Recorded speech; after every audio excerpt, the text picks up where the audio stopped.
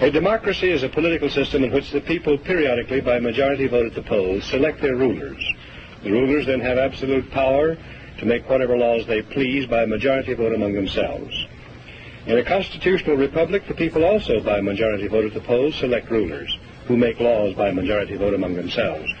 But the rulers cannot make any laws they please because the Constitution severely restricts their lawmaking power.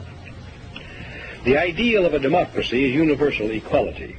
The ideal of a constitutional republic is individual liberty. In this century, great strides have been made toward the goal of subverting our republic and transforming it into a democracy. The foremost tactic of the subverters is subversion of language. By calling America a democracy until people thoughtlessly accept and use the term, totalitarians have obscured the real meaning of American principles of government. Writers of the Constitution were anxious to safeguard liberty against dictatorship, monarchy they called it.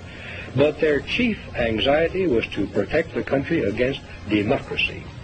Edmund Randolph, delegate to the Constitutional Convention from Virginia, said the general object of the convention was to provide a cure for the follies and fury of democracy. Elbridge Gerry and Roger Sherman, delegates from Massachusetts and Connecticut, urged the Constitutional Convention to create a system to eliminate the evils that flow from the excess of democracy.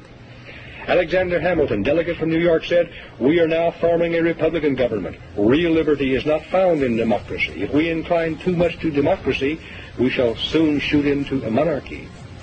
John Adams, one of the giants of the American Revolutionary period, said, "Democracy will envy all, contend with all, endeavor to pull down all.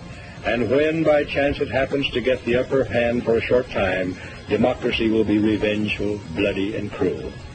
America was founded not as a democracy, but as a constitutional republic.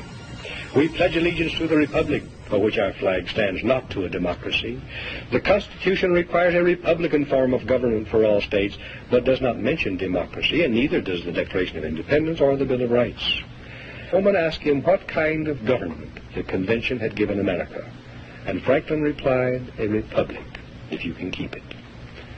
Very old and very wise, Franklin saw through the mists of time to the day when Americans might trade their freedom in a constitutional republic for the promise of government guaranteed equality and security in a democracy.